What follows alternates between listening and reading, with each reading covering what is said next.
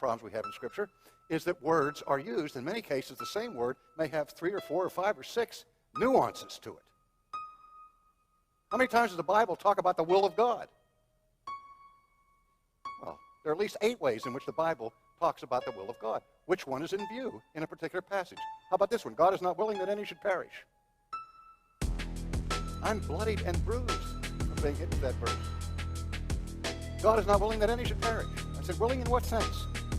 In the sovereign, efficacious will by which whatever God ordains to come to pass must necessarily come to pass? Or is this God's will of disposition, and what pleases him? He takes no delight in the death of the wicked. What is it?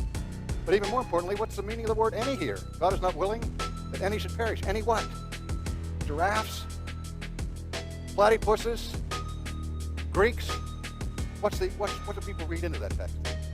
God is not willing that any human being will ever perish. Well, if God is not willing that any person should ever perish, and he's speaking here of God's sovereign, efficacious will, then now the text teaches way too much for the Arminian, because now it teaches that everybody will be saved. But if we look at the text, we say the any, what's the antecedent of the any? Contextually, it's the word us. So what is Peter saying? God is not willing that any of us should perish. Okay. Now, who are the us? Obviously the people he's talking to. Who are they? We have to go and look and see to whom the letters of Peter are addressed, and who are they addressed to? Yes, you guessed it, the elect. So what Peter is clearly teaching in the text is God is not willing that any of the elect should perish. So far from being an Arminian text, this text is as Calvinistic as you can get, if you pay attention to the meaning of the word. What else do you have? Woman is saved in childbearing, right? We know what to be saved means: to be reconciled with God, to be delivered from the kingdom of darkness, the kingdom of light. Never mind that the Bible's meaning of the term saved, sotomai, is used to be any kind of rescue from any kind of peril or calamity.